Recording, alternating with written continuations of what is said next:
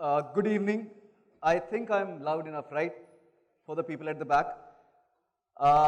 Yes, so my name is Gaurav Juyal and I am 31. Yes, I understand. A lot of people think like I look younger. मेरी त्वचा से मेरी उम्र का पता नहीं चलता. And okay, a trivia question for you guys. What do you think X means over there, TEDx? No, basically it's TED anxiety. You understand? So all the speakers who come, they should have a counselor here because of the anxiety it produces within the speakers. And moving on, I would like to share a story. And I can't be more narcissist because it's about me. So I would like to share some insights into my own life, which has made me realize and why I stand here. It's a long journey.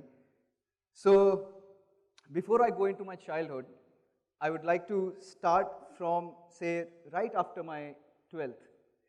So I always liked animation as I was a kid because everybody, all the children like cartoons, right? And so similarly, I was like, this is the only thing I would like to do. And when I was in 8th, I realized this. So when I was in 10th, I asked someone, okay, how do I pursue animation? Somebody said, okay, buy this software called 3D Studio Max. So I went to Delhi, bought a pirated CD. I hope Autodesk doesn't sue me now. But I bought the pirated CD, went back home, learned it. So for next 2 years, I pursued that. And after 12th, I went to Bombay. I did my 3D animation course, wherein I realized they have taught me a lot of software, but what about the knowledge, the actual ABC of animation? And I also got a job after my 12th, after this course. And my sister is an artist as well, and she got through NID also after doing her graduation from Delhi College of Arts. And she told me, this is a brilliant place for you, you should come here.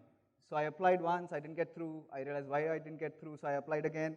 I got through NID, and I joined, and I had the most brilliant time there. I owe all my skills and basically talents to that place. And right after my college, when I was in my final year, I had given my diploma, done all that. I got the offer from Walt Disney because my friend was working there. And they said, there is a job profile and you suit the profile, so you should try. And that point of time, I had dreadlocks, okay? So I applied for the job, I got through. They cut my dreads after hiring me for the same reason. And what Walt Disney did for me, apart from all the, I'm standing here because you guys seen me on TV. You know, as seen on TV, you bought it and you brought me here. If I wasn't on TV, I possibly wouldn't be here, right? But more than that, what Walt Disney has done for me is introducing me to children. And for me, the only passion I had before this was animation. There was nothing else. There was army at some point of time, Indian Army. I don't know how they are related, but because I'm a pretty accident-prone guy, so doctor said you don't even try because you are pretty much tuta-puta, so they won't take you. So what Walt Disney did for me was they introduced me to children, and that was the most fascinating thing. And then my journey began because I could relate that to my childhood. And after Walt Disney, we shot for 3 years. And I realized I need to work in this field, so I was working independently for almost 5 to 6 years, conducting workshops across India with children in different subjects. And then I realized I must have a company because it has more credibility, and we were also a team now. So I founded Thoughts and Bolts along with my partners. There was Pooja and Sumit, initially with Pooja. And but I realized my limitation also after forming the company. Because one, I love being a researcher and content creator. So being an entrepreneur it's not easy and also not the best thing I would like to do in my life. I would rather be on the backstage, not stand here, have a talk, but be somewhere, create things, test it out. So now you have an overall overview of my journey, and now I'm standing here, right? Now, I would like to take you back to my childhood. So if I ask you, what kind of personality do you realize, or do you imagine me being as a kid? Knowing me, seeing me on TV, seeing me now, how I speak, what do you think? You can create an imaginary personality in your head, right? And I would like to say, I was a pretty wild kid. I was untamable, very stubborn, very free. I didn't need anyone to take care of me. I was out there playing, mixing expired medicine to see if maybe some magic potion comes out, or making my own cracker, burning my eyelashes and my hair. And so I was pretty much untamable, and I refused to study because I asked my parents, why should I study? And nobody could answer me. See, a child, you can't tell him, oh, you will get a job and you'll get this and it's important for your intellectual, whatever, development. A child will not understand that because it's just some random words which doesn't mean anything. So I actually refused to study. So during exams, what used to happen was I have my elder brother and my eldest sister, so I'm the youngest.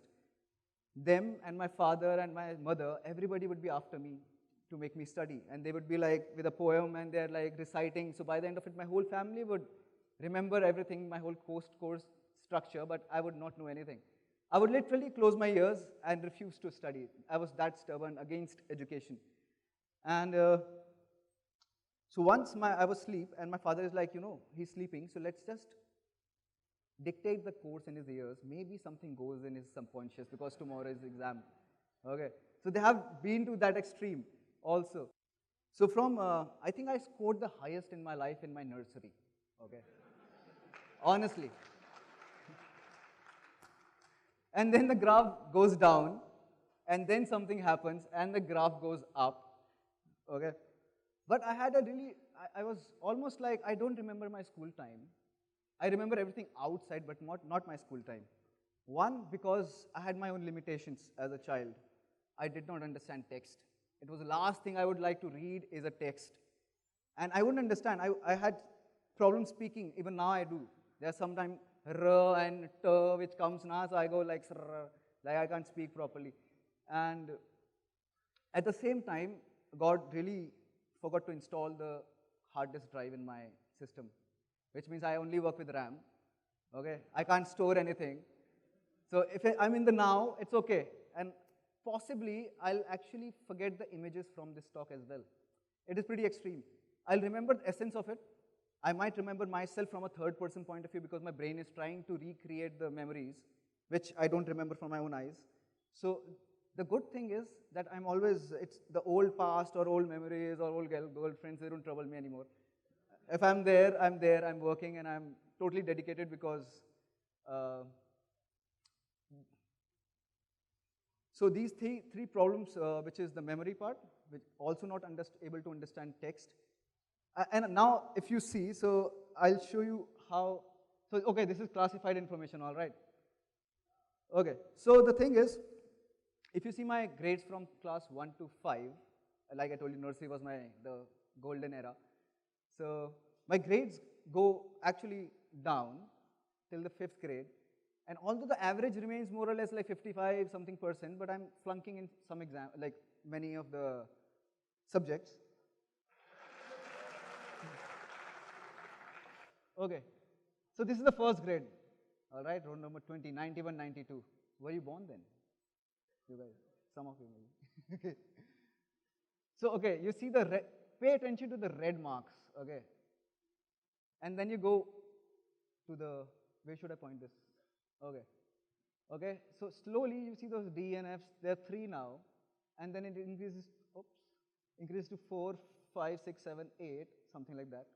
Okay, and then it increases to, this is the 4th class, 3, 4, 5, 6, 7, 8, like uncountable stuff.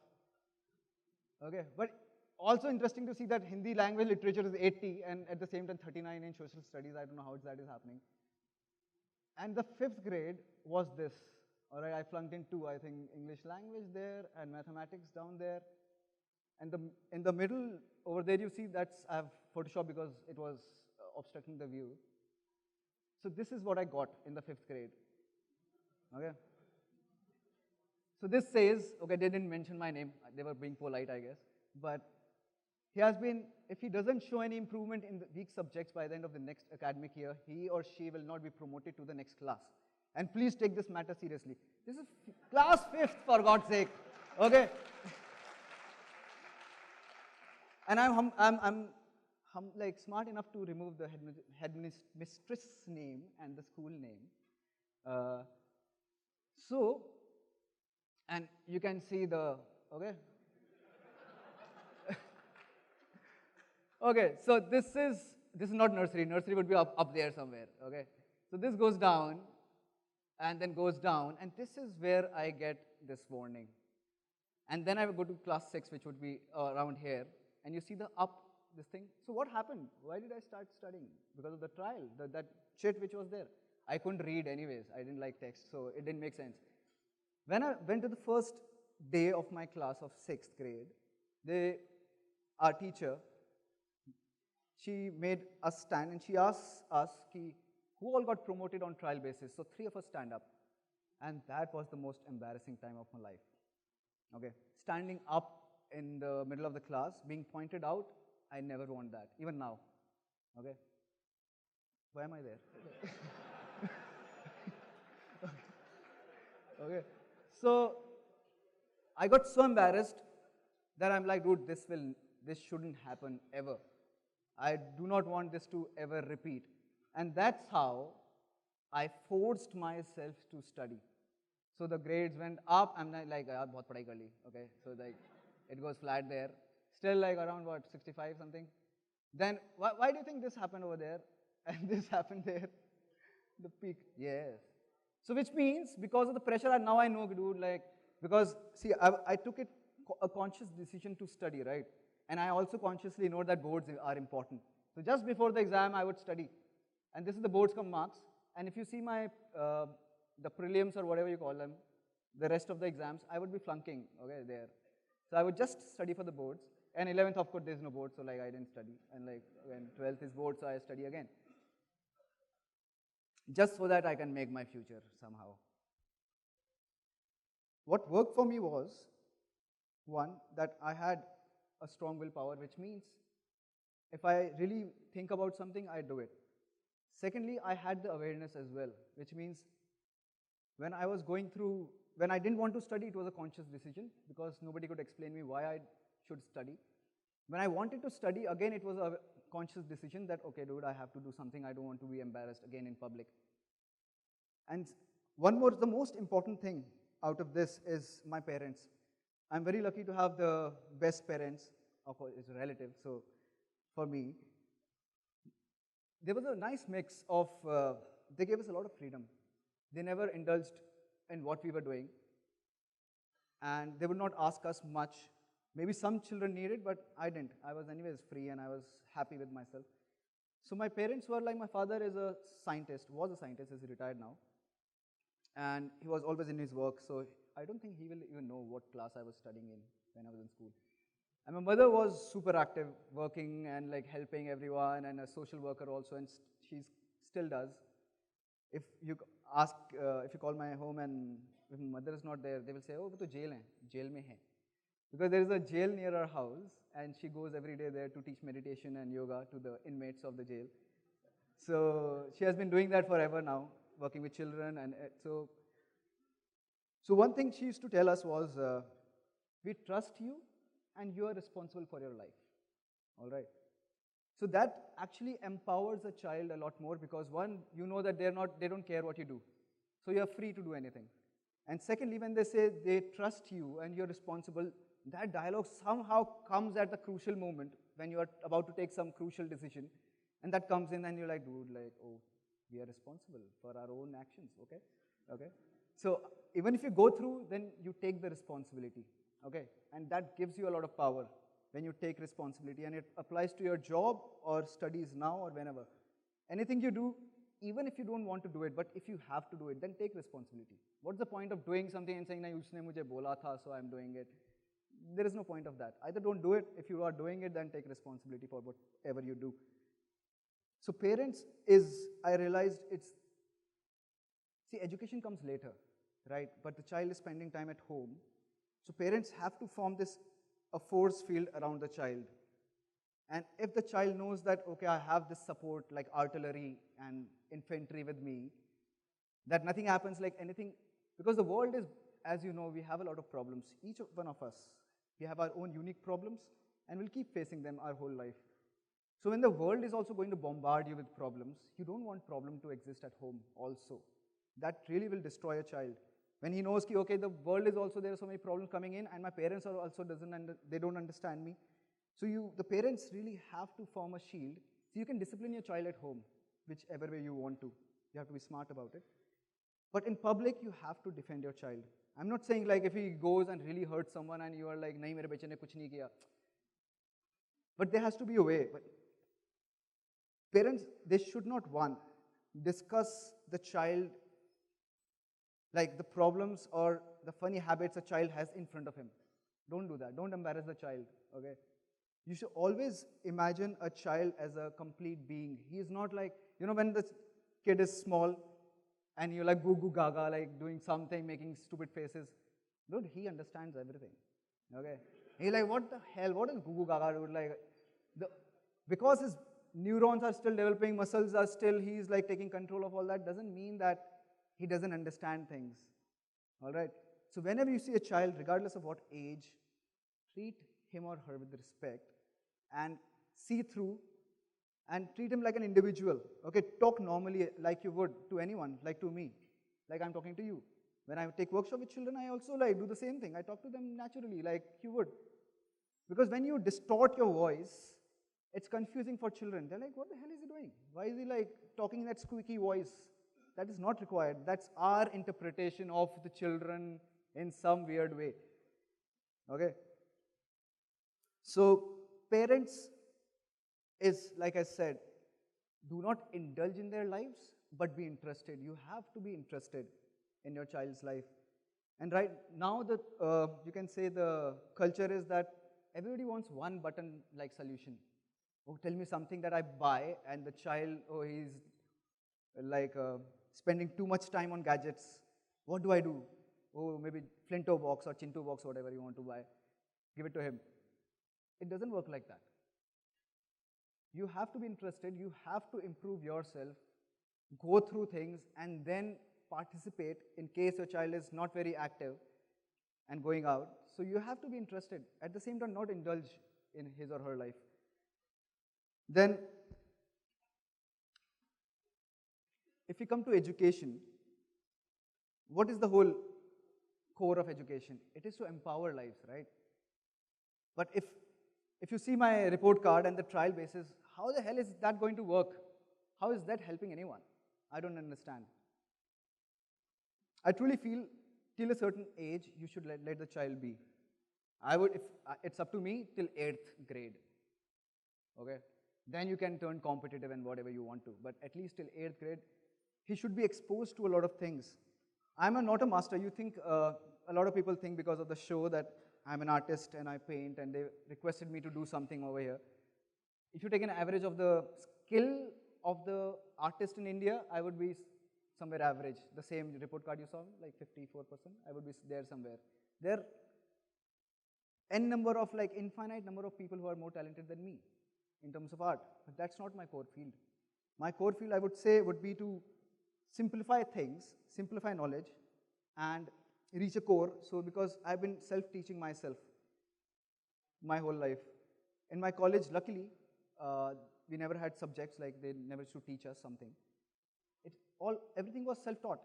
And because I couldn't understand the way they taught in school, so later in life, I started teaching myself of how do I understand. So I would go, I'll search, I'll try to understand the core. And if you understand the core, it's almost like if you understand one tree, you understand all the trees. And that actually is true to a certain extent. So education, I would say, so that's my current goal, that because I had a terrible time in the education sector, now I'd like to simplify the whole, and it's not an easy task. Obviously, nobody will invite me, come and change ICSE, CBSE, nobody going to do that, of course. But soon I think I would be releasing some modules of some programs that can maybe help, and of course it needs a continuous feedback to improve it. And honestly speaking, problem solving is dynamic process. You have to keep working on it. And at the same time, if I'm passionate about children, I would request you guys also, when you meet another child, be conscious of this fact, what I just spoke about. And don't indulge, but do try to help in whatever way you can to make their life simpler, because the world they arrive into, now we have created it, honestly. So you can't blame them for being like dabbing or like, being too much on Facebook, because we created that platform for them. And they haven't seen the platforms which existed before. So it doesn't make sense to blame them for such stuff.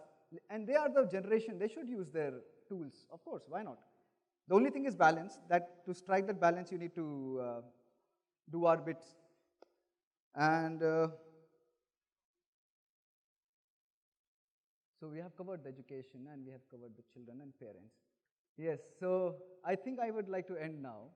And by ending, I would just like to say that please see children as the first citizens of the world, which they truly are. All right? Okay, thank you.